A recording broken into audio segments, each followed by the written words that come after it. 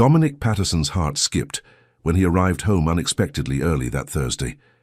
He never planned to witness what he saw in the backyard, but once he did, there was no turning back. The storm had ended just moments before. The sky still trembled with grey, and the patio stones gleamed wet under a quiet sun. Dominic hadn't meant to come home early. The meeting downtown had been cancelled at the last minute, and instead of heading back to the office, he'd told his driver to take him home. It wasn't like him. He rarely broke routine. But something about that afternoon, maybe the weight of silence in the car, maybe the memory of a dream he couldn't shake, pushed him to go back. And now, standing just inside the glass doors of his house, his breath caught in his throat. He heard it before he saw it. Laughter. Genuine, unfiltered, and wild. It was coming from outside. At first, Dominic thought it must have been the neighbors' kids, but then, as he stepped forward, he saw them, and his world cracked open. His 7-year-old son, Ryan, was outside in the backyard, walking, with forearm crutches, yes, and slowly. But walking. He was barefoot, stepping with careful focus into a puddle that shimmered beneath him. His t-shirt clung to him from sweat or rain, Dominic didn't know which. And in front of him, kneeling on the damp grass with a towel, was Nora King, the maid. She had been hired 3 weeks ago to clean floors and prepare guest rooms. That was it. Nothing more. But here she was, barefoot too, guiding Ryan's steps like a coach guiding a dancer, her hands steady, her voice soft and firm. "One more, yes, just like that," she whispered. "Proud chest, strong legs. You're doing it, baby, you're doing it." Ryan grinned, wide and unguarded. It was a look Dominic hadn't seen in years. Something warm and foreign tugged in his chest. What the hell was happening? Was this dangerous? Was she qualified? Why hadn't she asked permission?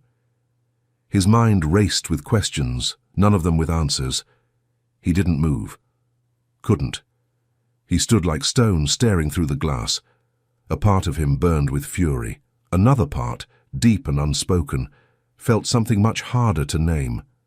Guilt. Maybe awe.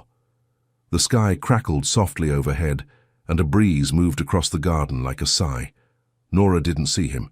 She was focused entirely on Ryan, adjusting his stance with the towel beneath his foot, helping him balance in the slickness. She wasn't smiling in a performative way. She wasn't pretending. She was right there with him. Every shaky step. Dominic's fists clenched and unclenched by his sides. His jaw tightened. What gave her the right? And yet, what had given him the right to stop trying? For months, Ryan had barely spoken. He'd withdrawn after the accident, after Marissa died, after the funeral and the therapy, and the endless carousel of hired caretakers who came and went, each one more impersonal than the last.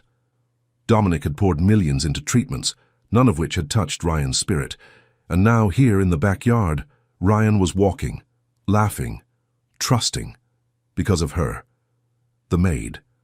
Dominic stepped back slowly, afraid to disrupt the moment. His hands trembled as they reached for the door handle. He didn't open it. He just watched. Before we continue, click subscribe, like this video, and tell us where in the world you're watching from. I hope this story makes you believe that nothing is impossible if only you believe. Later that evening, Dominic barely touched his dinner. He sat at the head of the long dining table, his tie loosened, a fork resting uselessly in his hand. Ryan had already gone to bed, exhausted but smiling, and Nora had quietly returned to the guest room hallway without a word. The image wouldn't leave him, her kneeling, his son laughing. And that sound, that wild belly-deep sound, it echoed in his head like music he hadn't known he missed. He rose from the table and poured himself a drink, something strong, and stood by the window looking out at the garden. The puddle was still there, reflecting the soft porch lights like glass. 9 caretakers in 6 weeks. None had gotten close to Ryan. Most had given up within days. One had claimed Ryan was emotionally unreachable, but Nora hadn't asked permission, hadn't waited for instruction. She'd just acted on instinct or impulse or something else entirely. He'd seen it on her face. She believed in Ryan, and Ryan believed in her. That thought hit him harder than expected. and deeper. Dominic set the glass down harder than he meant to. Liquid sloshed onto the counter. He had questions, and tomorrow morning he was going to get answers. Dominic set the glass down harder than he meant to. Liquid sloshed onto the counter. He had questions, and tomorrow morning he was going to get answers. But the morning didn't make things clearer. It made everything worse. His usual routine, espresso, emails, morning brief, unraveled before the first hour passed. The numbers on his screen blurred. His assistant's voice became background static. No matter how hard he tried to focus, his mind dragged him back to that soaked backyard and the sight of Ryan stepping barefoot into a puddle with Nora at his side. That laughter, that look in his son's eyes. He left the office by noon. Didn't tell anyone why. Didn't need to. Back at the house, the silence felt louder than usual. He moved through the halls like he didn't belong there, like he was intruding in his own home. Then he heard movement in the kitchen. Nora's voice, low, humming something familiar, something warm. He found her by the stove, chopping parsley on the cutting board. The smell of garlic and lemon drifted in the air. She was barefoot again. Dominic stood in the doorway, watching her. She turned slowly when she sensed him. "Mr. Patterson," she said calmly, hands still mid-motion. "I didn't expect you home so early." He didn't respond right away. He stepped into the room and folded his arms. "We need to talk." Nora met his gaze without flinching. Her expression didn't shift. No panic, no guilt, just quiet readiness. "I saw you yesterday," he said, "in the backyard, with Ryan." A pause, then a small nod. "I figured you had." "What were you doing?" His voice was tight. "Who told you to work with him like that?" "No one," she said. "I didn't ask permission." That much is obvious. "I didn't think I needed it. To help a child who wanted help." Dominic felt heat rise in his chest. "He's my son." Nora set the knife down gently. "Yes, and he trusts me." That cut deeper than he expected. He stepped forward, trying to keep control of his voice. "You're not licensed. You could have hurt him." She tilted her head slightly. "Actually, I am licensed. Masters in Pediatric Physical Therapy.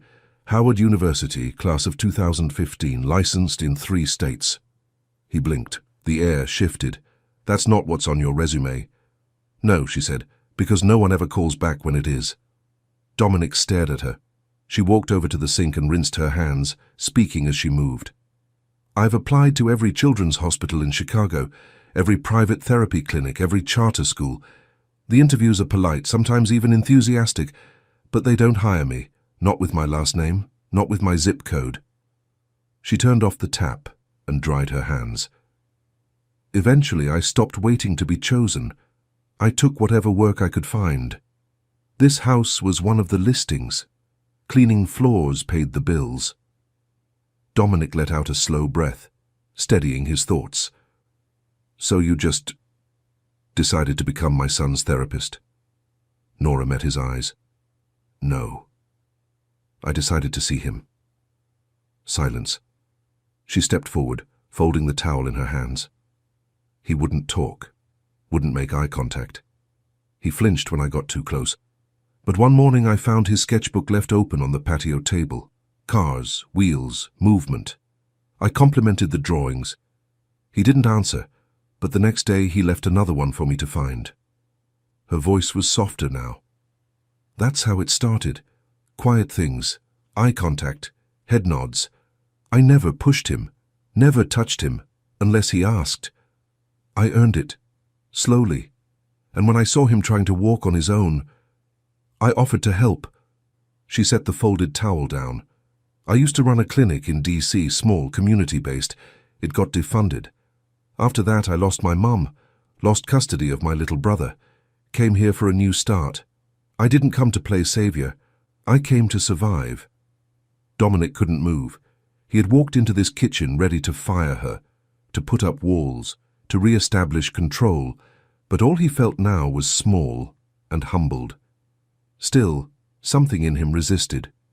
"You still should have told me," he said. "I'm his father." Nora nodded once. "I know, and I thought about it. But I didn't think you'd listen." He opened his mouth to protest, but nothing came out. "I saw the cameras," she added. "I know you watch." A pause. "I figured if I was wrong you'd stop it. But you didn't." She walked past him slowly, then stopped just behind him, her voice barely above a whisper. "Sometimes children don't need the most qualified. They need the most present." Dominic turned slowly. She didn't look away. He felt the weight of her words pressing into all the empty spaces he'd been trying to ignore for years. The grief, the shame, the absence he'd filled with work and logic and long silences. "I don't know whether to fire you or thank you," he said honestly. A ghost of a smile crossed her lips. "You don't have to decide right now." She walked back to the counter, picking up the parsley again. Dominic stood there a moment longer. Then he left the kitchen without another word. But as he passed the hallway where Ryan's sketchbook lay open on the console table, he stopped. On the page, a boy in a puddle, a woman beside him, both smiling. And Dominic, watching from the window, drawn in careful pencil strokes, with the caption scrawled in a child's unsteady hand. "Miss Nora says I can fly." The next morning, Dominic didn't say anything. Not to Nora, not to Ryan. He just sat with his coffee a little longer, letting the hum of the house settle around him. Nora moved quietly in the background, preparing breakfast, humming to herself, asking Ryan what he wanted in his lunchbox. Dominic watched them both from behind his newspaper, but it wasn't detachment anymore. It was curiosity. Later that day, after Nora and Ryan left for the park, Dominic retreated to his office and pulled up the home security footage. The cameras had been installed after a break-in scare last winter, hidden well, looping silently into the cloud. He'd never had much reason to check them, until now. He scrolled back through the previous week. Morning routines started slowly, Nora arriving almost a full hour before her shift, letting herself in without a sound, setting her bag down, stretching her back like she'd done it 1,000 times. And then, soft knocks on Ryan's door. No words, just presence. The footage from 4 mornings ago showed her kneeling beside him on the carpet, helping him balance on one leg using a rolled-up sock. They were both in pajamas, his oversized, hers mismatched from sleep. Another day, she transformed the hallway runner into a path of balance challenges. Crumpled towels, couch cushions, even a pair of worn oven mitts, laid out like stepping stones. Ryan grinned through every wobble. When he fell, she applauded. When he succeeded, she didn't cheer. She nodded as if she always knew he would. It was makeshift therapy without the machines or white coats. And it was working. Dominic leaned closer to the screen. In the evening footage, Nora stayed after hours, sitting beside Ryan at the dining table as he sketched. He wasn't just doodling cars anymore. He was drawing movement, limbs in motion, figures jumping, walking, dancing. She'd ask questions. "What's the story here? Why is this one smiling?" And Ryan would answer, in whispers at first, then full sentences. Dominic hadn't heard him speak that much in months. He sat back in his chair, the weight of it all pressing deeper. This woman, this stranger, was unlocking something no therapist, no specialist, no school had managed to touch. And she was doing it with towels, drawings, and a patience that didn't ask for praise. The next day, Dominic didn't watch the footage. He watched in person. It was Saturday. He pretended to take a call by the patio doors, leaving them cracked just enough to hear. Nora and Ryan were in the backyard again. Today, she was using spoons, lining them in a zigzag across the grass. Ryan stepped over them one by one, arms out for balance. When he missed a step and kicked one, he laughed instead of freezing. "You're not breaking anything," she said. "You're learning." Dominic smiled without meaning to. He didn't remember the last time he'd seen his son laugh like that. Maybe before the accident, before the silence. He stepped closer, still unnoticed. Then he heard something that stopped him cold. Ryan said clearly, "Miss Nora, do you think I could climb stairs one day?" Nora didn't hesitate. "I think you'll do more than that."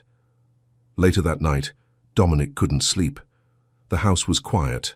Ryan had fallen asleep beside a sketchbook filled with more of those fluid, fearless drawings.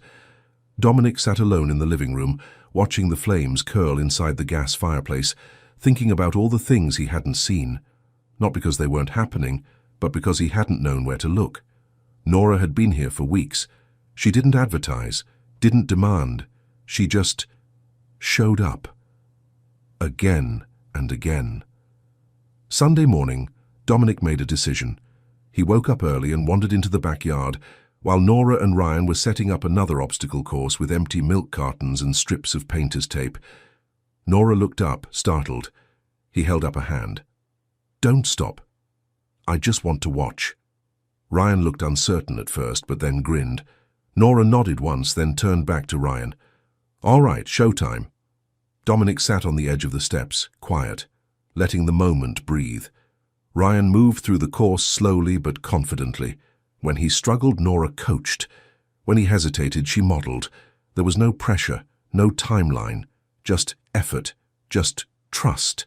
And beneath it all, Dominic began to see it, the quiet brilliance in her approach, the science beneath the simplicity, the strategy behind the improvisation. This wasn't chance, it was art. Over the next few days, Dominic found himself lingering longer, not out of obligation, but out of something else, guilt, maybe hope.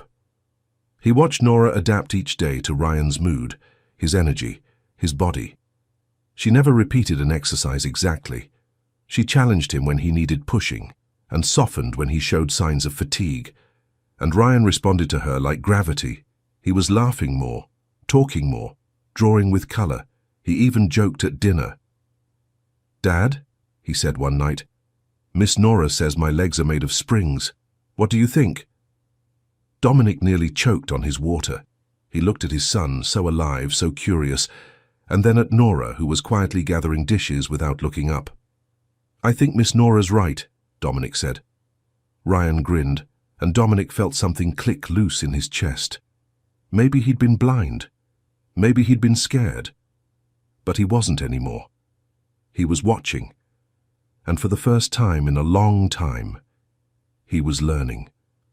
The sun was low, casting a soft gold over the lawn as Ryan stepped out barefoot onto the grass. Nora followed behind him, carrying 2 rolled-up towels and a pair of plastic cones. She placed them in the yard. Nothing fancy, nothing clinical, just enough to mark a small path. Dominic watched from the patio, silent. He hadn't said much all morning. Something about today felt different. Ryan was unusually focused, and Nora hadn't said a word of encouragement yet. She just gave him space, trusted him to begin, and Ryan did. He picked up one crutch, then the other, and placed them aside carefully, deliberately, like he knew what came next would be different. Then he looked ahead at the line of cones, and stepped. It was small, barely a shift forward, but his foot landed, then the other. He wobbled, arms outstretched, but didn't fall. Another step, unsteady, then another. 3 steps, 4, then 5. Dominic stood, heart slamming in his chest. "Miss Nora!" Ryan shouted mid-stride, eyes wide. "Did you see that?" She turned in time to see his 6th step and caught him gently when he swayed. "I saw it, baby," she whispered, crouching beside him. "I saw every second." Ryan beamed. Dominic didn't know he'd moved, but he was halfway across the yard now. He knelt down slowly beside them, his hands trembling. I don't know what to say," he breathed, eyes locked on his son's flushed face.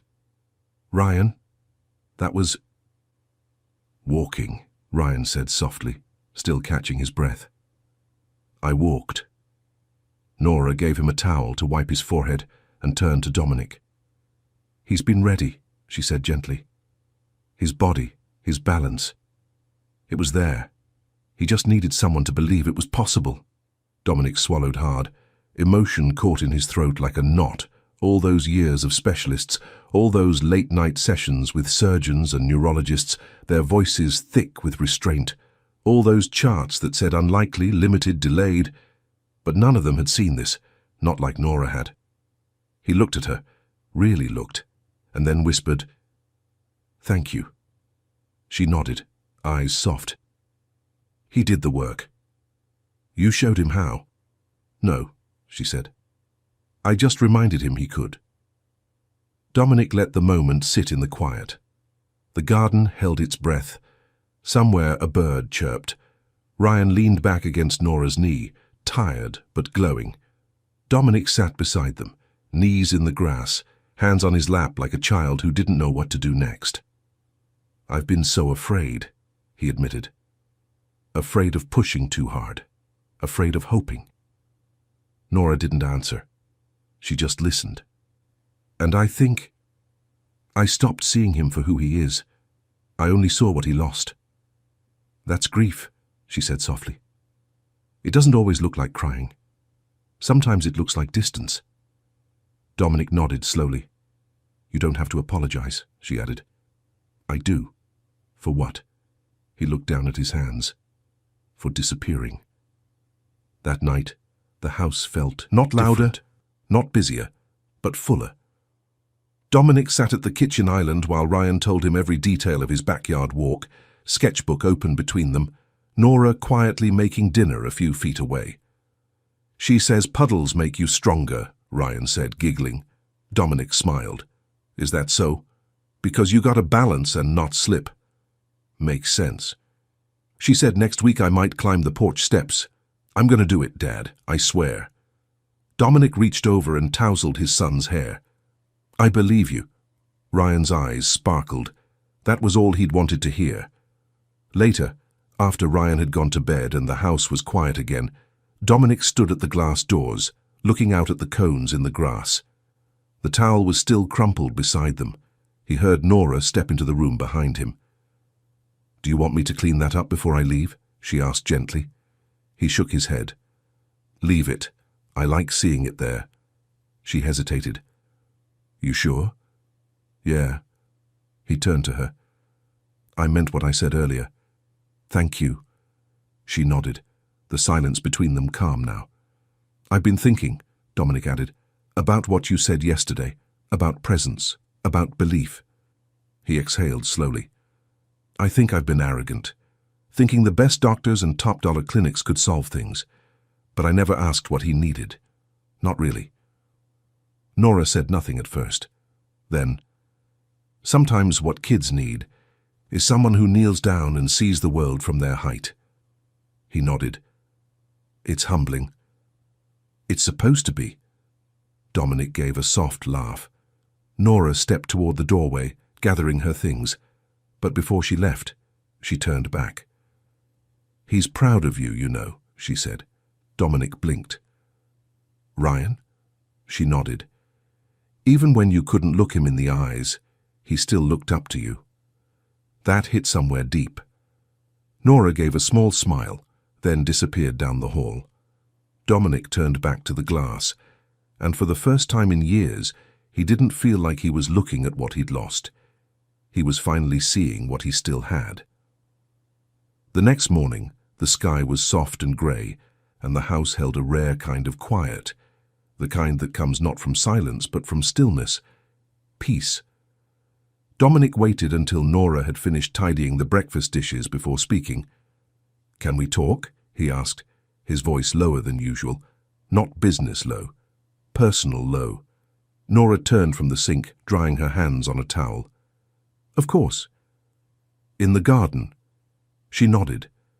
They stepped outside into the soft light, the dew still clinging to the grass, and sat, Dominic on the edge of a bench, Nora on the low step beside the planters Ryan had once abandoned.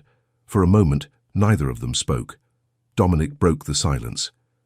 "I've seen what you've done for him, not just physically, but whatever that thing is that makes him light up. And I need to know, how did you learn this? Not just the techniques, the patience, the knowing." Nora sat back slightly. "You want the real story?" "I want all of it." She looked down at her hands for a moment, then folded them in her lap. "Isaiah," she said softly. "My younger brother." Dominic listened. He was born early, cord-wrapped, spent his first 6 weeks in NICU. When he finally came home, The doctors said he might never walk. CP, similar to Ryan. He was 2 when our mom passed. A stroke. Sudden. I was 17, still in high school. Dominic's breath caught, but he didn't interrupt. They wanted to put him in the system, she continued. Said I was too young to take care of him. But I fought for guardianship, got it. Barely. And then I taught myself what I needed to know. How? Dominic asked quietly. Libraries, YouTube, old physical therapy textbooks from thrift stores. I watched how therapists moved, took notes, asked questions. I couldn't afford a degree yet, so I made one up from scratch. She gave a half smile that didn't quite reach her eyes. By the time Isaiah was 5, he was taking his first steps, against every prediction. I used kitchen towels, couch cushions, milk jugs, brooms, anything I could find. I made therapy out of survival. Dominic was silent. Not from judgment, but awe. I worked nights at a diner, took classes during the day. Howard University let me in on a scholarship. I graduated top 5%, got licensed, applied everywhere. And? Nora shook her head slowly. You know what happens when you show up to a downtown clinic with a Southside zip code on your resume, and braids you did yourself because you can't afford a salon? She met his eyes. They smile. They nod. Then they move on. Dominic looked down, ashamed of how familiar that sounded, how easy it was to believe potential only when it wore the right kind of polish. I kept going, she said. Opened a community clinic in DC, small but busy. We saw dozens of kids. Some walked for the first time. Some just learned to trust someone, but then funding dried up. Politics, grants pulled. The clinic closed. I lost my job, and eventually custody of Isaiah. Her voice caught for the first time. I wasn't stable enough, they said. He got placed with an aunt in Texas, still doing well, but I haven't seen him in 2 years. Dominic let the silence linger, let it mean something. You shouldn't have had to do any of that alone, he said finally. Nora shrugged. That's how it is for people like me. You learn early.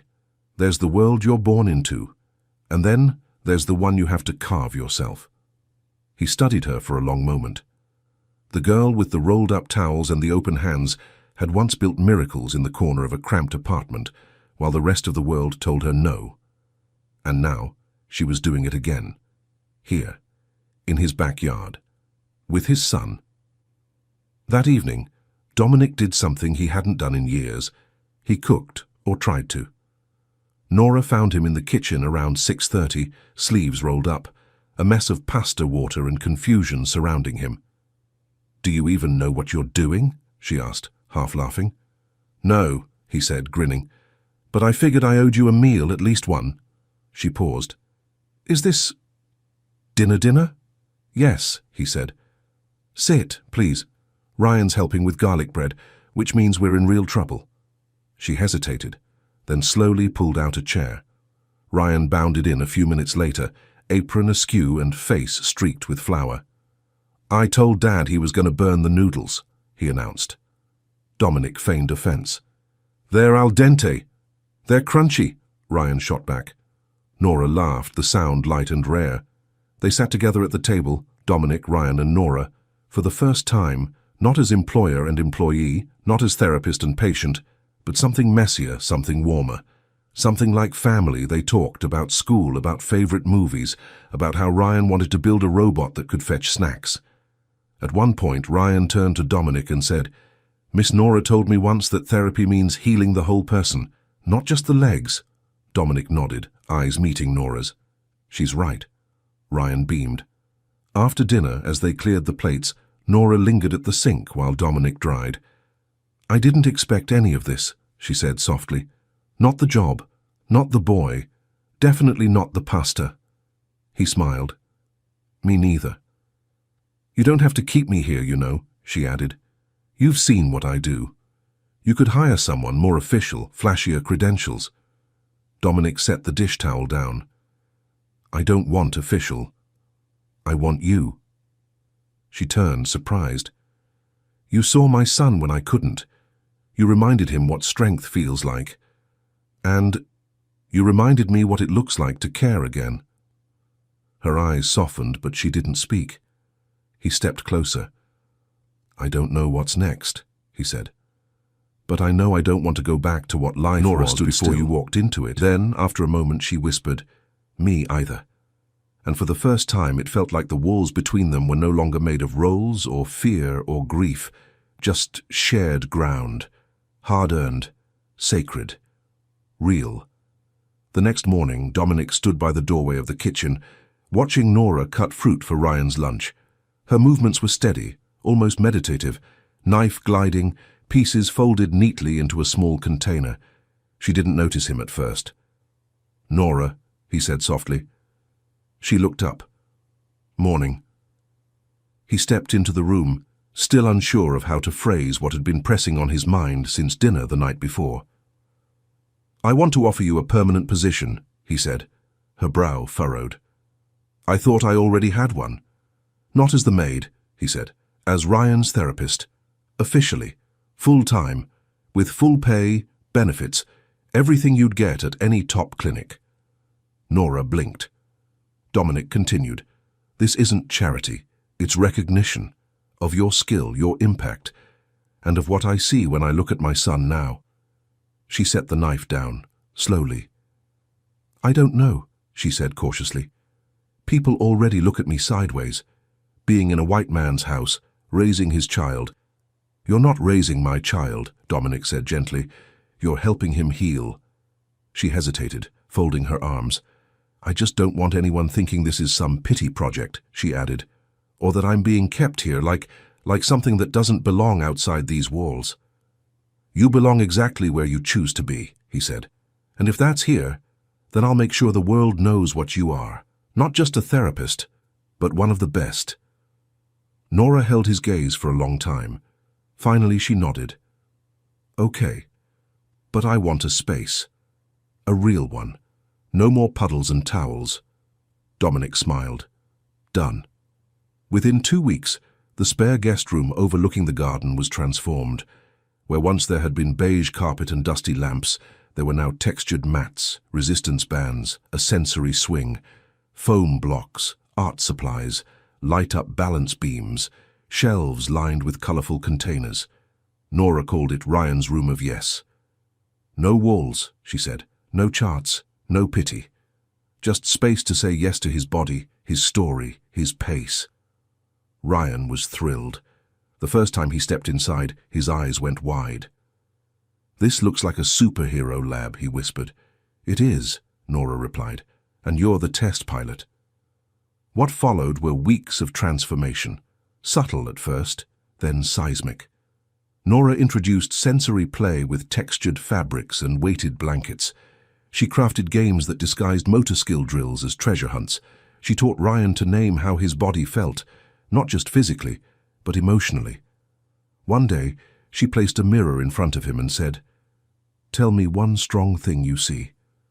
"My legs," he said without hesitation. Dominic began spending more time in the sessions, quietly at first, just sitting on the floor beside them, listening. Sometimes he'd join the games, chasing foam balls or holding Ryan steady on the wobble board. And slowly, Ryan began to talk, not just to Nora, to Dominic, about things that had once been locked behind silence. His fears, the accident, even his memories of his mother. "She used to braid my hair," he said one afternoon, tracing a line on a sketch of her face. "She called me her little lion." Dominic swallowed the lump in his throat. She did. That night, Dominic found a note on his desk in Ryan's handwriting. "Thanks for listening, Dad." It felt good. School had always been a sore subject. Crowds, stares, eyes that stared too long. But one evening over dinner, Ryan surprised them both. "Miss Nora says I don't have to go back if I'm not ready, but I think I want to try," he said. Dominic looked up from his plate. "You sure?" Ryan nodded. "Only half days. But yeah." "We'll make it work," Dominic said. Nora smiled softly. "He's braver than he knows." That weekend, Dominic watched as Nora led Ryan through a confidence coaching exercise. She placed a line of tape down the hallway, and asked him to cross it while saying something bold. Ryan hesitated, then whispered, "I'm stronger than people think." "Louder," Nora said. He said it again, clearer, and again, stronger. Dominic caught the moment on video. He didn't post it, didn't share it. He just watched it once more that night after Ryan had gone to sleep, tears streaking down his face in the glow of his phone screen. That same evening, after the lights were off and the house had settled into sleep, Dominic tucked Ryan in and reached to turn off the lamp. But Ryan grabbed his hand gently. "Dad," he whispered. "Yeah?" Ryan looked up at him, eyes soft. "I'm not scared anymore." Dominic froze. He didn't know what to say, so he just leaned forward and kissed his son's forehead. "Me neither," he said quietly. Then he turned off the light, closed the door and stood in the hallway a long while, listening to the sound of his son breathing steady and free in the dark. The expo was held in a sleek glass building near the lakefront. Booths stretched from wall to wall, robotic braces, digital exosuits, state-of-the-art treadmills that monitored every micro-movement. Screens flashed, logos gleamed. Experts in tailored suits stood beside their innovations, ready to sell progress by the square foot. Nora shifted in her seat at the panel table, adjusting the lanyard around her neck. It read, "Guest Demonstrator, Pediatric Movement Therapy." She looked down at her palms. They were dry but tense. She wasn't used to being on this side of the display, on a stage, not in a supply closet. Ryan sat beside her, legs swinging from his chair, crayon in hand, quietly sketching the scene. Dominic stood a few feet behind, arms crossed, watching the crowd gather. "You okay?" he asked softly. Nora gave a tight smile. "I feel like someone's going to ask me what algorithm I used for sidewalk therapy with kitchen towels." Dominic chuckled. "Let them ask." The session began. Other speakers showed clips of cutting-edge interventions, 3D gait mapping, AI-assisted joint tracking. Then it was Nora's turn. She didn't have a slideshow. She had a video. Ryan, barefoot in the backyard, stepping into puddles, balancing on pillows, laughing, walking, and in the background, her voice steady and warm. The room went quiet. When the clip ended, Nora stood. She didn't speak like the others, with polished jargon or sleek delivery. She spoke from the gut. "I didn't have funding," she said. "I had a boy who wanted to move again. I had towels. I had belief. So I used them." There was silence. Then slow, growing applause. A woman in the front row, a pediatric neurologist, raised her hand. "What you've done is extraordinary," she said. "Do you publish anywhere?" Nora shook her head. "No time. I work." Someone else stood. "Do you train?" "No, but I could." Dominic stepped forward then, taking the mic from the moderator. "If anyone wants to know why my son can walk again, why he can laugh and climb stairs and sleep through the night without nightmares, it's because of her," he said, turning to Nora. "Not tech, not labs, her, Nora King." The applause swelled. Cameras flashed. A few reporters edged closer, scribbling notes. Nora stood still, stunned. She wasn't used to spotlights, but she didn't flinch. She just nodded. Once. Afterward, the three of them slipped away early. The attention was kind, but loud. Nora needed quiet. Ryan needed space. So Dominic drove them south, away from glass towers and clinics, into the neighborhood where Nora had first learned how to heal without a license, a grant, or permission. The streets were familiar to her, in a way no GPS could explain. The sidewalks knew her feet. The corners held stories. They parked in front of a modest brick community center. The sign outside was crooked, but the paint was fresh. Inside, a group of teens were gathered in the gym, playing modified basketball. One of them had a prosthetic leg. Another moved with crutches, but fast and confident. At the edge of the court, a tall young man called out drills. "Left foot, cross, shoot." He turned and saw Nora. "Sis!" Isaiah. He ran over and lifted her in a hug that almost knocked her backward. Nora laughed fully for the first time all week. Dominic watched them, something warm spreading in his chest. "You didn't say he was taller than you now," Dominic joked. "He cheats," Nora said. eyes still on her brother. Isaiah turned to Ryan. "So this is the legend," he said. "My sister's newest miracle." Ryan grinned, stepping forward. "I'm learning stairs." Isaiah held out a fist. "Respect."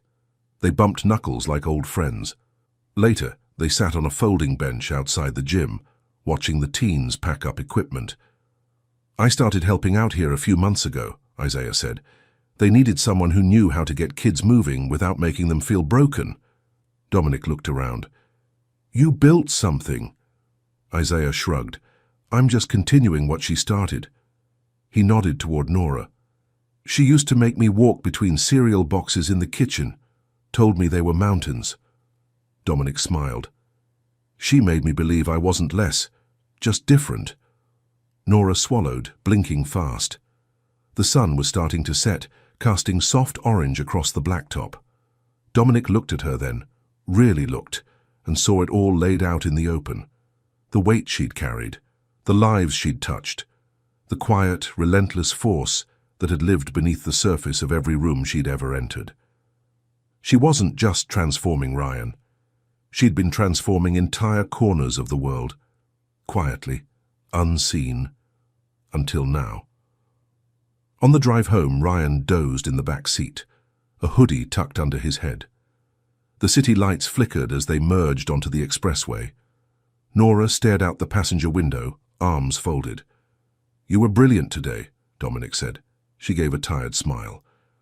"Still don't know if the world's ready for someone like me." Dominic's voice was firm, but soft. "Then we make space." She looked at him. He kept his eyes on the road. "Whatever door you want to walk through next, we'll build it together." Outside, the skyline rose like a promise, and inside the car, something settled. Not just hope, but purpose. The auditorium hummed with chatter and restless energy. Rows of folding chairs filled the space, parents fanning themselves with programs, phones ready to capture every shaky performance. It was the annual elementary talent show, paper stars taped across the stage, the words "Shine Bright," painted in bold, cheerful letters. Dominic sat in the third row, his heart thudding in time with the faint thump of his pulse in his ears. His hands wouldn't stay still. Every few seconds, he checked the stage lights, the aisle, the edge of the curtain. He wasn't nervous for the other kids. Ryan. Backstage, Nora crouched beside him, her hand steady on his shoulder. Ryan was dressed in a light blue shirt and khaki pants, simple, but his favorite. His crutches were folded and leaning against the wall. "You don't have to do this if you're not ready," she said softly. "You've already proved everything you need to." Ryan looked up at her, calm in a way that was older than his years. "I want to." "Why?" "Because I want everyone to know I'm not scared anymore." Nora smiled, her eyes glistening. "Then you go tell them." He nodded once, determined. The MC called his name. "Next up, Ryan Patterson, 2nd grade." The applause was polite at first, standard parent applause. But as Ryan appeared from behind the curtain, alone, no crutches, walking slowly but deliberately toward the microphone, the sound swelled. The room went silent. You could hear each careful step, each breath. Dominic's throat closed. Ryan stopped center stage, his small hands gripping the edge of the podium for balance. He looked out over the sea of faces. His voice, when it came, was quiet but steady. "My name is Ryan Patterson," he began, "and today I want to talk about my hero." A ripple of curiosity ran through the crowd. "My hero doesn't wear a cape," Ryan continued. "She wears sneakers. She used to mop floors, and she taught me how to stand again." He looked toward the audience, and his eyes found Nora. "She taught me how to fall and laugh, how to walk through puddles without being scared, how to believe that my body isn't broken. It's just learning." A soft gasp escaped from someone in the back row. The teacher beside the stage pressed a hand to her heart. Ryan took a deep breath, his voice growing stronger. "My hero's name is Miss Nora King, and she didn't just teach me how to walk. She taught me how to be brave." Applause broke out, first scattered, then roaring. Nora covered her mouth, tears spilling freely now. Dominic stood, clapping hard, not caring who saw the tears on his own face. Around him, the entire room was on its feet. Teachers, students, parents, all standing for a 7-year-old boy who had just walked into the world on his own 2 feet. After the show, the hallway filled with noise and movement, children laughing, parents congratulating, cameras flashing. Ryan ran to Nora and wrapped his arms around her waist. "You did it," she whispered, crouching to his level. He grinned. "We did it." Dominic approached, his expression caught between pride and disbelief. "You were incredible, bud." Ryan's face lit up. "Did you cry?" Dominic gave a half laugh, wiping at his cheek. "Maybe a little." Ryan turned to Nora. "You too?" She nodded, smiling through tears. "Definitely." Ryan beamed. "Then I did it right." Later that evening, after the noise had faded and the city's glow pulsed outside the windows, Dominic gathered Nora and Ryan in the living room.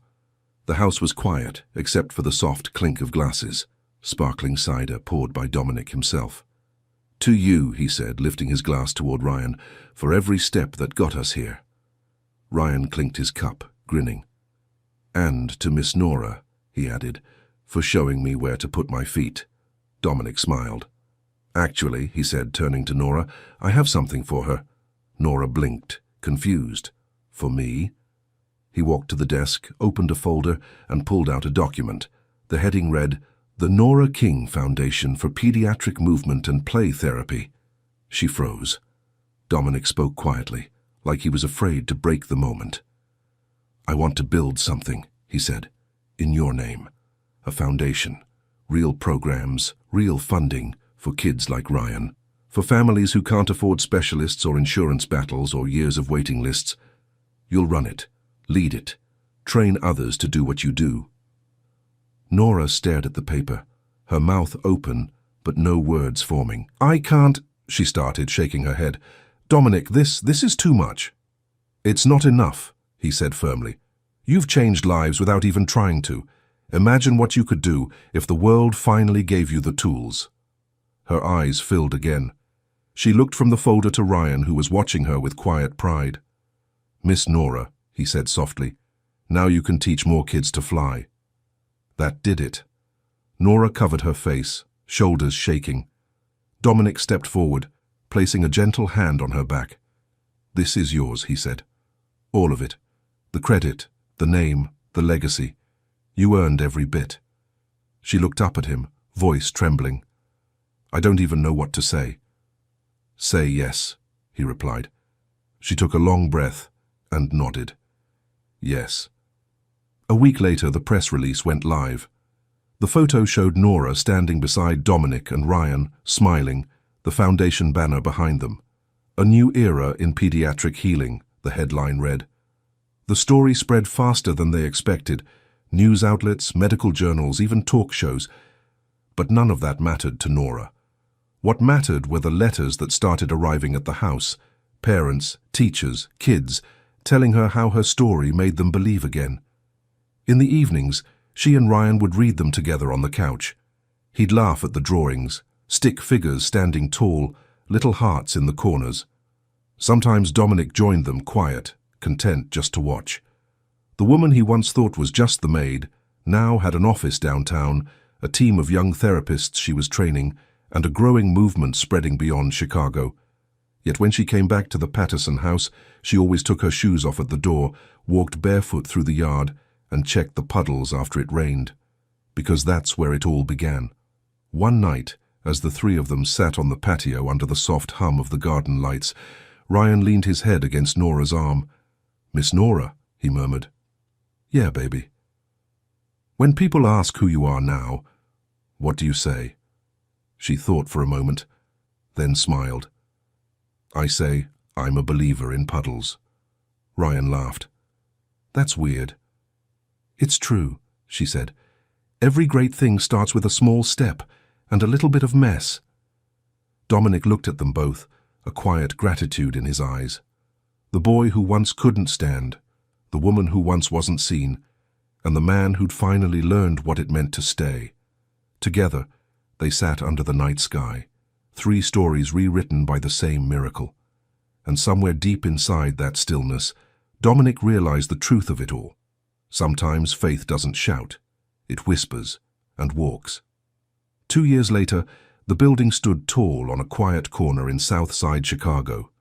Bright white walls, wide glass doors, a mural stretching across one side painted by local kids, feet, legs, wheels, wings. In bold blue letters above the entrance, it read, "The Nora King Institute for Movement, Play Possibility." Inside, the halls buzzed with life. Children's laughter, parents' voices, the quiet rhythm of hope in motion. But outside on this bright fall morning, the crowd had gathered for something more. The grand opening of the second therapy center, a community space, funded entirely by the Patterson family, built where Nora had once walked her little brother across cracked sidewalks between makeshift therapy drills. Now she stood between the two people who had changed her life as much as she'd changed theirs, Dominic and Ryan. Ryan was 9 now, taller, stronger, more himself. He wore a navy blazer, no crutches. His walk was confident, still deliberate but full of ease. A press badge hung from his neck, Junior Ambassador. He beamed at the reporters, shook hands with donors, and answered questions about therapy with the clarity of someone who had lived every moment of it. "Miss Nora says play is a kind of medicine," he explained to a local TV crew. "And medicine works better when you laugh." Nora stood back, arms crossed, watching him with pride that barely fit in her chest. Dominic, beside her, had grown softer around the edges. He still ran his company, though less often from the corner office, and more from a phone tucked into his back pocket, while walking the garden or helping with after-school homework. He looked at Nora now, that familiar warmth in his voice. "You ready for this?" She smiled. "Been ready for years. Just had to believe it was possible." He nodded. "And now you're building it from scratch." "No," she said gently. "We built it." The ribbon fluttered in the breeze, yellow and bright. The crowd quieted as Ryan stepped to the front, a pair of small scissors in one hand, his parents, because that's what they were now in every way that mattered, on either side of him. He looked up at the audience, then at Nora. "I used to think my legs were broken," he said, loud enough for everyone to hear. "Turns out all I needed was someone who saw me standing." Gasps and applause filled the air. Nora's hand trembled as Ryan reached for hers. "Ready," he whispered. She nodded, tears in her eyes. He turned to Dominic, who bent low to meet his eyes. "Cut it, champ." With one clean motion, Ryan snipped the ribbon. Flashbulbs burst. The crowd erupted. And just like that, the doors opened. Not just to a building, but to something much bigger. The ceremony spilled into the afternoon. Inside, children explored the new therapy rooms, walls painted with colors that spark movement, not fear. There were balance swings, obstacle paths, sensory gardens, art stations, music corners, no whitecoats, no judgment, just joy. Nora gave a brief tour to a group of visiting physicians, explaining the core of her model. "Play, permission, and presence," she said. "Every session starts with what the child chooses. We listen to the body. We celebrate every wobble." "And what about data?" a skeptical doctor asked. She smiled. "We keep it, but we also keep their drawings." Ryan joined them mid-tour, proudly showing off his favorite spot, a wall of handprints. Every child who had completed a full therapy journey here added theirs in bright paint. "Mine's gold," he said, "because Miss Nora said I'm the first kid to come full circle." The doctor looked up. "And how are you now?" Ryan grinned. "I run. I help. I teach other kids how not to fall." Nora rested a hand on his shoulder. "He reminds us why we do what we do." As the sun began to set, the crowd thinned, and the three of them found themselves back outside, standing beneath the mural, watching the light shift across it. Dominic exhaled. "Feels like the ending of something." Nora shook her head. "No. This is a beginning." Ryan looked up at both of them. "Can we stay a little longer?" "Of course," Dominic said. "This is yours too."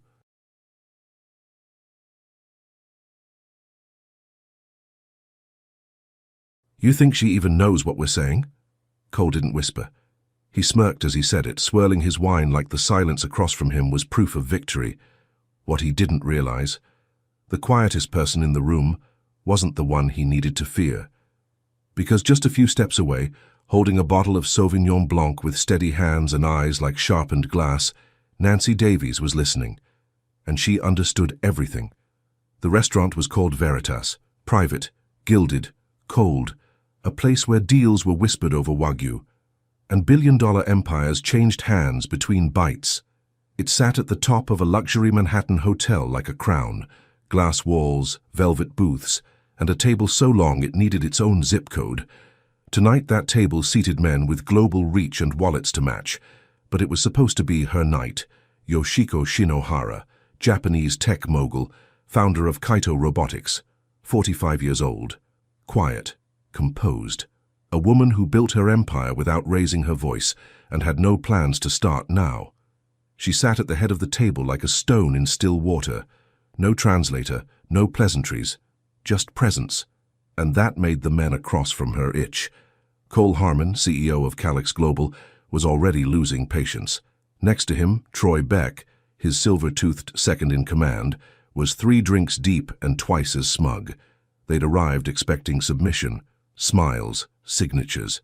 What they got was silence, unapologetic, regal, sharp as steel. They mistook it for weakness. They mistook her for a formality to get through before the ink dried. They were wrong. And slipping between them all, barely seen, entirely overlooked, was Nancy Davies, 27, black, working a double shift in polished shoes and a burgundy apron that didn't belong in a room like this. She poured their wine, cleared their plates, dodged their stares. But what none of them realized, not Cole, not Troy, not even the maitre d' who forgot her name, was that Nancy had grown up in Sapporo. That Japanese wasn't just a language to her. It was muscle memory. It was the voice of her childhood, her identity, her mother's world. It was sacred. And tonight, that language, the one no one expected her to know, was going to become a blade. Because when Yoshiko whispered, soft and broken, "Is there no one here who sees me?" Nancy didn't hesitate. She didn't translate. Not yet. She heard her. She understood her. And somewhere inside, something cracked. A silence she had worn like armor for years began to peel away. But before we begin, click subscribe, like this video, and tell us where in the world you're watching from. I hope this story reminds you. Sometimes power doesn't speak first, but it always speaks last, because before Nancy Davies ever opened her mouth, she had already changed everything. They called it a partnership dinner, but everyone in the room knew what that really meant. Control, wrapped in courtesy, dressed in custom suits, served with a side of A5 Wagyu and $900 wine. Cole Harmon leaned back in his chair like he owned the building, one hand wrapped around his glass, the other gesturing lazily toward Yoshiko Shinohara. "She even understand a damn word we're saying?" He chuckled, not with humor, with certainty. Troy laughed louder. "Doesn't matter. A $2.3 billion buyout for some silent robotics queen? I'll take it. Let her nod all she wants." Nancy Davies tightened her grip on the wine bottle. Neither man looked at her. They never did. She was just the waitress, a blur in their periphery. But as she stepped back from the table, she caught Yoshiko's eyes. Still, steady, unblinking. And behind that silence was something deeper. A quiet that wasn't passive. It was watchful. The Veritas room held its breath in velvet and crystal, 12 seats around a table that cost more than Nancy's annual rent. Cole sat at one end, radiating ego. Yoshiko at the other, radiating nothing. It rattled him. He wanted warmth, gratitude, deference. Instead he got elegance and stillness, the kind of stillness that made powerful men twitch. Nancy poured Troy's wine next. He didn't glance up. "Chop chop, sweetheart. Don't make me die of thirst." The table laughed. Nancy didn't. She tilted the bottle. Smooth, controlled. Her hands were steady, her face neutral. But inside, rage was threading its way up her spine, not just at what they said, but at how freely they said it. like nothing in the room could push back, like no one in the room could even understand. Yoshiko's translator sat 2 seats down, expression unreadable. He offered polite summaries, 1 sentence at a time, just enough to keep the illusion of civility intact. But Nancy was reading more than words. She was reading the room, the glances, the half-laughed slurs, the way Cole leaned forward and slowed his voice like he was speaking to a child. "You need to understand, Ms. Shinohara, this deal isn't just generous, it's a golden parachute. And let's be real," Troy added, "without our infrastructure, Kaito's tech will never scale." Nancy nearly dropped the tray in her hand, not because of what they said, but because of what they didn't. They weren't making a deal. They were staging a takeover, and assuming she didn't get it. She stepped back into the corner of the room, half-shadowed, half-lit, invisible again, but not deaf, not dumb, not passive. She'd been taught to listen more than speak, raised in Japan, where silence had meaning, where listening was an act of honor, where respect lived in the folds of language.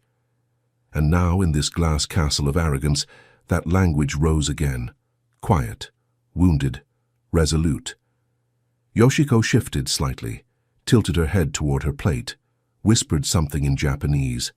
It was soft, subtle, almost lost in the hum of clinking cutlery, but Nancy heard it. "Koko ni sai wa mite kureru hito ha inai no ka?" "Is there no one here who sees me?" Nancy's throat tightened. She stood still, wine bottle in hand, heart pounding, mouth dry. She looked at Yoshiko, and for the first time that night, Yoshiko looked back. No one else noticed. Not Cole, grinning into his bourbon, not Troy, checking his watch, not the manager in the back, glaring at Nancy to keep moving. But something had shifted, a current. A signal passed between 2 women who had never spoken, but already understood each other completely. Nancy didn't know what she'd do next. All she knew was this: she couldn't stay quiet much longer. And when she finally opened her mouth, the entire room would hear her. Nancy Davies knew how to disappear, not vanish, not fade, just slip quietly into the backdrop. It was something she'd been practicing since childhood. In classrooms where no one sat next to her, in boutiques where the staff followed her but never greeted her, in job interviews where they loved her resume and hired someone else. You learned after a while to be smaller, not just in voice but in presence, eyes down, smile soft, movements efficient. Don't be the problem, don't be too proud, don't be seen. At Veritas, that was the entire training manual. Flawless service, no opinions, seamless silence. And Nancy had mastered it. But tonight, something was unraveling. She hovered just inside the kitchen doors, back pressed to the steel, wine tray resting against her hip. The sounds of the restaurant blurred behind her. She wasn't thinking about tips. She wasn't thinking about clocking out. She was thinking about that voice. Yoshiko's voice. Soft, fragile. Asking a question that didn't belong to the room, but still somehow reached her like it was meant for her. "Is there no one here who sees me?" Nancy had heard those words before. Not in sound, but in feeling. Sapporo, Japan. She was 8. Cold fingers clutching a thermos of miso soup at recess, her pink scarf tangled around her chin. The other kids hadn't questioned her skin. They didn't ask why her mother looked different or why her Japanese was flawless. They just accepted her. She belonged. Her mother, diplomatic, brilliant, endlessly exhausted, had been stationed there for 9 years. Nancy had learned honorifics before sarcasm. She bowed before she questioned. She absorbed the rhythm of language like it was breath. Japanese wasn't just a skill, it was home. Coming back to the States had been different. Suddenly her fluency wasn't impressive, it was unexpected. Her experience wasn't international, it was interesting, and somehow she was always explaining herself. Too black to be a cultural expert, too fluent to be just a waitress, too smart to be overlooked, and still, always overlooked. Now, standing at the edge of that dining room, watching men in suits deconstruct a woman they didn't understand, Nancy felt something rising. It wasn't anger. Not yet. It was recognition. Because Yoshiko wasn't being ignored by accident. She was being erased on purpose. Nancy returned to the room, slowly, carefully, mask back on. Cole was mid-rant about market shares and intellectual property. Troy was pretending to care. Yoshiko was silent again, but this time, Nancy understood what that silence cost. She collected an empty plate. Her fingers brushed against a document left open on the table. Fine print, legalese, predatory terms wrapped in polished language. She didn't read the whole thing, but she saw enough. And now her silence wasn't just strategic, it was loaded. She moved to Yoshiko's side, clearing a dish with practiced ease. Yoshiko didn't look at her, didn't need to. Their eyes had already met once. That was enough. Back in the kitchen, Nancy's manager barked orders about pacing, wine pairings, dessert delays. She nodded on instinct, didn't say a word. But her heart was beating harder now. Her breath came tighter. Her hands trembled just slightly. Something inside her had shifted, the way it had years ago during a school play in Kyoto when a teacher told her, "Your voice doesn't belong in this role." Not because she couldn't pronounce the lines, but because she wasn't meant to stand center stage. Tonight felt like that again, only this time she wasn't 8, and this time she wasn't leaving the stage. Back in the dining room, the laughter had faded. The power had settled, cocky and lopsided. Nancy stepped forward, silent, polished, composed, still unseen, but not for long, because behind her quiet hands and waitress uniform, Nancy Davies was no longer just watching. She was deciding. And when the moment came, she'd be ready. The steak knives gleamed under the candlelight. Not a speck on the plates, not a crease in the linen, not a single voice raised. But the room was getting colder, not in temperature, in tone. The kind of cold that came dressed as formality, that moved through legal language and careful smiles, pretending not to bite. Cole leaned forward, elbows on the table, tapping a pen against a thick contract in front of him. "We'll handle the stateside rollout. You keep your name on the tech. Win-win." He smiled like he was doing her a favor. Across from him, Yoshiko remained silent. She picked up her glass, sipped, set it back down. That was it. Cole's smile thinned. Troy slid a second folder across the table. "There's an updated clause," he said casually, "just to clarify post-acquisition usage." Nancy watched from behind. She wasn't pouring wine now. She wasn't clearing plates.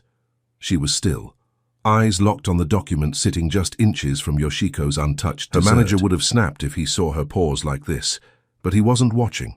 No one was except Yoshiko. And Yoshiko's fingers hadn't moved. Nancy inched closer, her tray clutched against her chest. She didn't read every word, but she recognized the structure. A decade-long non-compete. An IP transfer clause so broad it might as well have said, "Everything she's ever invented now belongs to us." Buried in elegant font and phrases like efficiency, consolidation, and equity realignment. Predatory, dressed in politeness. Nancy had seen it before, not here, but in embassy meetings, in policy briefings she'd overheard as a child, in contracts whispered through diplomacy and disguised as generosity. This wasn't a merger, it was a silencing. Troy clinked his glass to Cole's. "We're practically teammates now." Cole laughed. Yoshiko didn't react, but Nancy saw it. A flicker, a subtle tightening at the corner of her mouth. The restraint of someone who knew exactly what was happening and exactly how little respect was being offered. Nancy took a step back, breathed, focused. Her instincts told her to stay quiet. Her training told her not to interfere, but her spine had gone rigid. She could feel it in her legs, in her chest, in her fingertips. That moment, where silence becomes unbearable, where watching starts to feel like complicity. Troy looked at Yoshiko and chuckled. "I mean, if there's anything confusing in the paperwork, I'm sure your translator can—" "Clarify?" Cole finished, flashing teeth. "We kept it simple, don't worry." Yoshiko blinked once, slowly. Nancy felt heat rising behind her eyes. It wasn't just arrogance, it was intent. They weren't miscommunicating. They were counting on miscommunication. Nancy stepped forward, just slightly. She wasn't sure what she was doing. She just needed to move. The translator sat still, hands folded. He hadn't touched the updated file. Yoshiko's hand hovered over it and then pulled away. Not out of confusion, out of clarity. Nancy knew that kind of pause. It was the pause before surrender. The moment you weighed dignity against consequence, the room hummed with false civility. A cage, polished, padded, perfectly lit. But still a cage.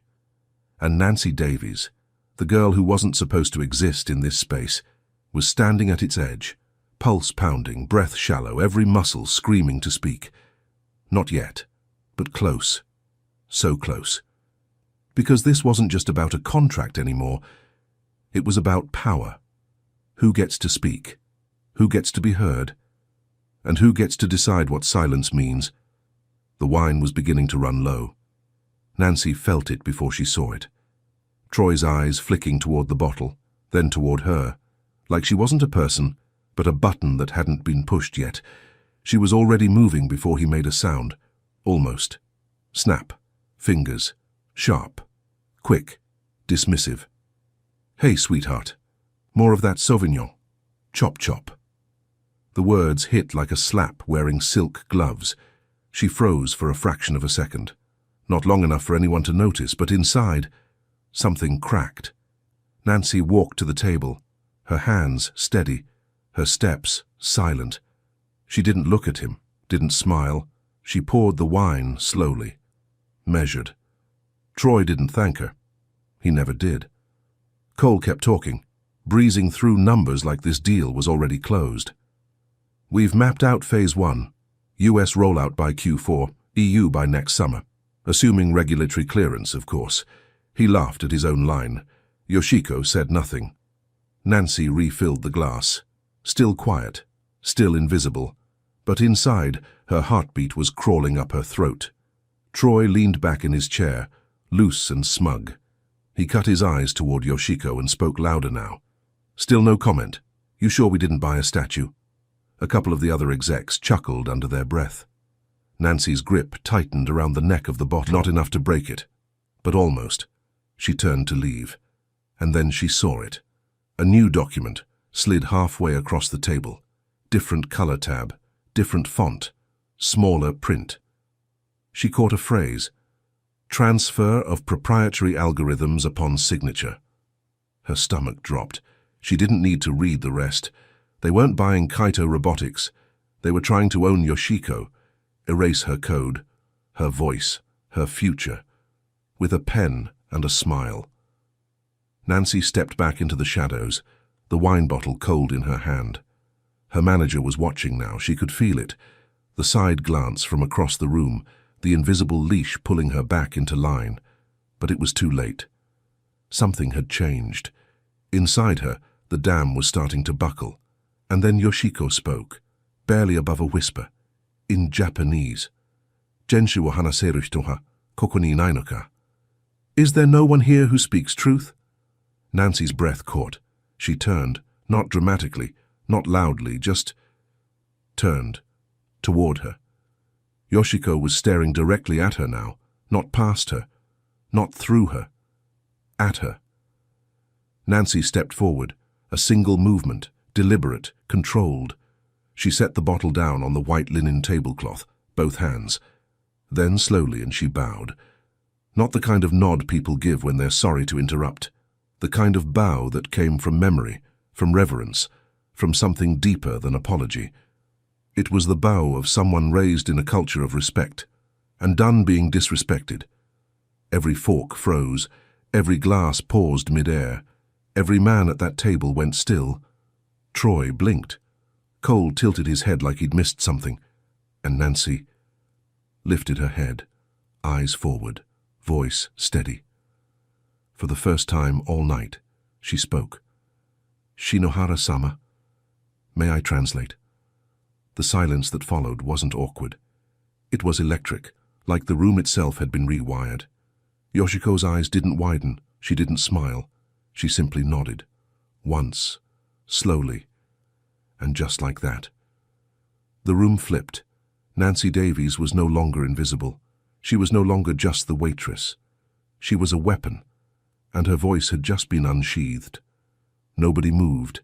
The wine stopped mid-pour. The knives hung in the air like questions, and Nancy's voice, calm, clear, unexpected, cut through the hush like silk slicing paper. "Shinohara-sama, may I translate?" Yoshiko's eyes never left hers. A single nod, quiet, measured. That nod shattered the room. Troy's mouth parted like he was about to speak, but no sound came out. Cole leaned forward slowly, like the table was suddenly unstable beneath him. "You speak Japanese?" he asked. Not curious, accusing, like her fluency was theft. Nancy didn't answer him. She turned back to Yoshiko, bowed once more, then stood tall. "With your permission, I'd like to interpret your response to their proposal." Yoshiko folded her hands. She didn't smile. She didn't blink. "Hi," she said. "Please." Nancy faced the table. 12 seats, 12 men who had spent the last hour laughing, negotiating, mocking, assuming. Her voice didn't tremble. "Ms. Shinohara would like to clarify that she has read every clause in the contract and that she understands fully." She paused. Eyes met hers, narrowed, blinking, shifting. She let the silence sit for a moment. She also requests the removal of the non-compete clause, the IP transfer provision, and the relocation restriction disguised under Section 14.3. The room cracked, right down the center. Cole reached for his bourbon but missed the glass. Troy leaned forward. Wait, what are you even—" "You buried it in sub-clauses," Nancy said, still even. "Language designed to be missed, unless someone knew what to look for." Her hands were steady at her sides. She found it. A low cough came from the translator, who hadn't moved since Nancy stepped in. Yoshiko gave him a single glance. He lowered his head. Troy recovered first. "This is highly inappropriate," he barked. "She's a waitress." Cole raised a hand. "Hold on." He looked at Nancy like she had just crawled out from under the rug with a secret he'd left behind. "Where did you learn Japanese?" "Sapporo," Nancy answered. "I lived there for 10 years. Another silence, this one heavier, more uncertain. "And I'm not just a waitress," she added. "Not tonight." The table seemed smaller now, the chandeliers dimmer. Nancy glanced down at the open document, so neat, so curated, and then back at the men who wrote it. "This contract doesn't reflect a partnership," she said. "It reflects a trap." Her voice never rose. It didn't need to. "And Ms. Shinohara deserves the truth. Not a translation filtered through diplomacy, but the truth." She turned back to Yoshiko. A softer bow.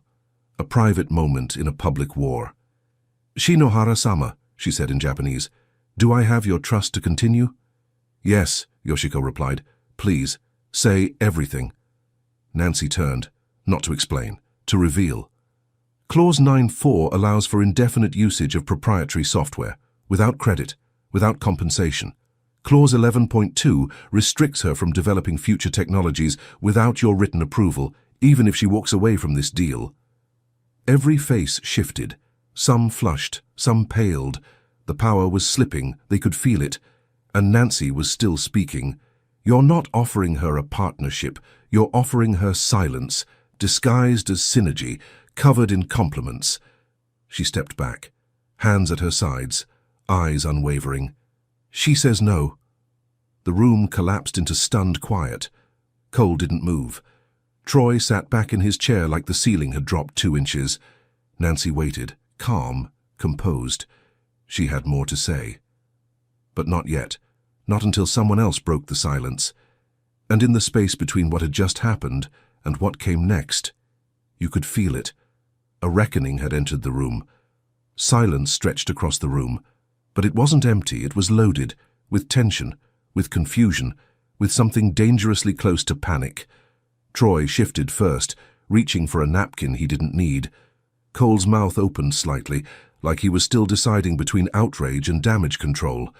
Nancy didn't flinch. She didn't backpedal. She stepped closer to the table. "There's more." No one told her to stop. No one could. Clause 12.1 grants indefinite license to all existing and future AI models under Kaito's umbrella, without attribution. Clause 15.7 restricts public commentary from Ms. Shinohara for up to 10 years on any topic related to the company or its technologies. She let that sink in. It's a gag order. And a theft, wrapped in flattery, hidden behind translation. Across the table, Yoshiko remained still, but something in her face had shifted. Her silence no longer looked cautious, it looked sharp, intentional, alive. Troy stood. This is a breach of protocol. She's not authorized to— No, Nancy interrupted. She's finally being heard. Her voice was still soft, but steel was threading through every word now. You didn't want a partner, you wanted a name, a face for your press release, and the second she signed, her voice disappeared. Nancy turned to Yoshiko again. The room watched, unblinking. Would you like me to continue, Shinohara-sama? Yoshiko looked toward her translator, then toward Nancy. Yes, she said. Please continue. Nancy reached forward and turned the page. One flip. That's all it took. At the top, in bold, retention of ownership rights, international clauses. Clause 18.3 transfers full control of Kaito's neural interface blueprints to Calyx, effective immediately upon signing. No option for reversal, no clause for retraction. She looked at Cole. You knew she wouldn't agree to that. That's why you counted on the silence. That's why you counted on her needing you. Cole stood now too, his voice tighter than before. I don't know what you think you're doing. I think I'm saying what no one else in this room had the courage to. Nancy's eyes didn't leave his. I think I'm translating exactly what she's too polite to say herself. Behind her, a quiet click. A small device slid onto the table, black, round, unassuming. Yoshiko reached forward and pressed play. A voice echoed through the room. Cole's. She won't read it, just nods and signs. Sushi doll doesn't even blink. Then Troy's laugh. Let's just get her to ink it and celebrate. By the time she figures it out, we'll own her code and her silence. Then static. Then nothing. No one moved. The chandeliers above them suddenly felt too bright, too exposed. Nancy watched as the men's faces turned colorless. She didn't speak. She didn't have to. Everything was already loud enough. Yoshiko leaned forward for the first time all night, calm, collected, clear. She spoke in English. Now that we all understand each other, I'll be renegotiating. With her. She looked directly at Nancy. No one argued. They couldn't. And somewhere behind them, footsteps approached. Fast. Angry. Nancy's manager. Storming in with a voice already raised. And a consequence she didn't yet know was about to miss its mark. The room didn't breathe. The last words still hovered in the air like smoke. I'll be renegotiating. With her. Nancy didn't move, didn't speak. Her heartbeat filled her ears, but her body stayed still. It was done. The lie was exposed. The balance shattered. And then, the door slammed open. Nancy! Her manager's voice sliced through the silence, loud, angry, familiar. He stormed in red-faced, gripping a towel like a weapon and waving toward the table as if no one important was sitting there. What the hell do you think you're doing? Everyone turned, except Nancy. She didn't flinch, but her eyes dropped to the wine bottle she'd set down earlier. Still there, uncorked, undisturbed. A reminder of the role she'd just outgrown. I asked you a question, her manager snapped. Are you out of your mind? You don't speak in this room. You don't interrupt private business. She faced him now. Not defensive, not apologetic, just calm. He stepped closer. Too close. You're done. Turn in your apron. And get the hell out before you make it worse. The words hit hard, but they didn't land. Nancy had already left the version of herself that would have cowered. She just looked past him, to Yoshiko, to the woman who had hurt her. And that's when another voice entered the room, deeper, steady, measured. She's not leaving. Every head turned. From the shadows of a neighboring table, a man stood. Tall, dignified, charcoal grey suit, presence like gravity. Nancy blinked. She hadn't noticed him before. No one had. But now, he owned the space. In fact, he said, she just saved your entire negotiation. Cole's expression fell flat. Marcus? The man gave a slight nod. Marcus Bell, major investor, silent board member of Kaito Robotics, and apparently watching everything from the beginning. Marcus turned to Nancy. His tone softened, but never lost authority. Miss Davies, I've been listening, and I want to personally thank you for protecting the integrity of this company. He turned back to her manager, and I'm going to be very clear. If she walks out of this restaurant without respect, compensation, and protection, there will be consequences far beyond your payroll. The manager's jaw locked. She's a waitress. She's a translator, Marcus said, a cultural strategist, and after tonight, something more. Troy sat frozen. Cole looked like he'd swallowed glass. Yoshiko hadn't moved since she spoke. She didn't need to. The room had already turned in her direction. And Nancy? She was still standing in the same spot. But the ground beneath her had changed. She was no longer on the defensive, no longer shrinking. She wasn't asking for permission. She wasn't waiting for approval. She was being seen. Her manager backed away without another word. Nancy looked down at the apron tied around her waist. She untied it, folded it once, and laid it gently on the service station beside her, not because she was finished, but because she was ready. And when she looked back up, every eye was on her, not out of curiosity, not surprise, but recognition. Nancy stood in silence. No tray, no apron, no orders to follow. Just her breath, steady in her chest, and the weight of 12 stunned men staring back at her like she'd rewritten gravity. Across the room, Troy reached for his bourbon with a trembling hand. He missed the glass. Cole had stopped blinking entirely, and her manager, gone, disappeared through the service doors without a word. Marcus Bell stepped closer, still calm, still composed. Miss Davies, he said, you've done more in 10 minutes than this team managed in 2 months. Nancy said nothing. She wasn't used to being praised out loud, especially not in rooms like this. But something in Marcus's tone made it land differently, not performative, not patronizing, genuine. You didn't just translate words, he said. You protected intent. You preserved dignity. You saw what no one else bothered to. Then he turned to Yoshiko. Miss Shinohara, your move. Yoshiko stood, for the first time all night.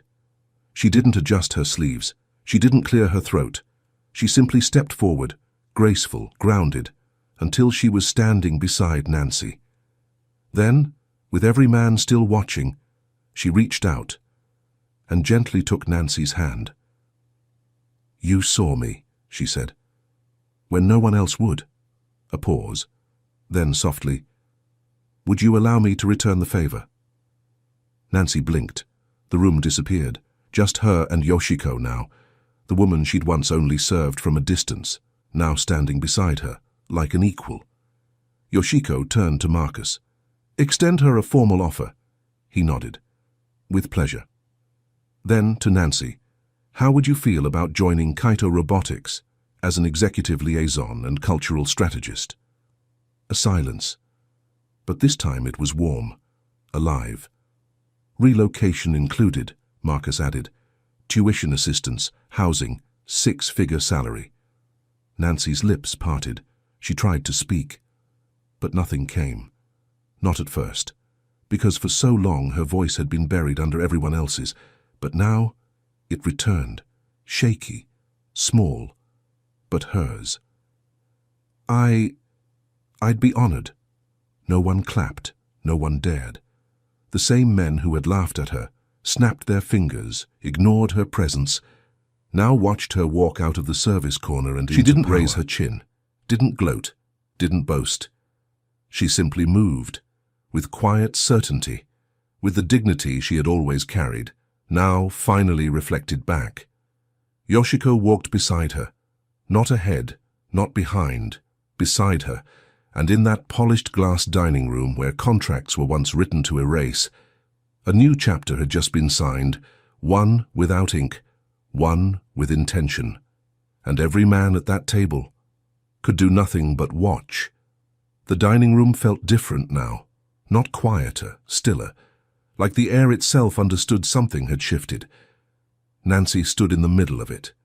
No tray, no apron, no more pretending. Just her, and the silence she now owned. Yoshiko hadn't let go of her hand. She didn't need to.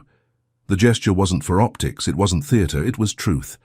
For the first time in hours, Nancy wasn't moving plates or reading documents. She wasn't interpreting contracts or translating power plays. She was simply standing still, and still the room revolved around her. Marcus Bell cleared his throat gently. "We'll send a formal letter," he said, "but the position is yours if you want it." Nancy looked at him, then at Yoshiko, whose face held no pressure, only clarity, only calm. "Executive liaison," Marcus continued. "Full relocation. Flexible start date. We'll cover the remainder of your graduate program, wherever you choose to attend." He paused. "Salary starts at 180. For a moment, Nancy didn't speak. Not because she didn't want to, because she didn't trust her voice not to shake. She looked at her hands, still open at her sides, no longer clenching anything. Then she looked at the table, at the men who hadn't said a word since she spoke. Cole's face was blank. Troy's jaw was set tight. They didn't speak now because they couldn't, because they knew. This wasn't just an offer. It was a reckoning.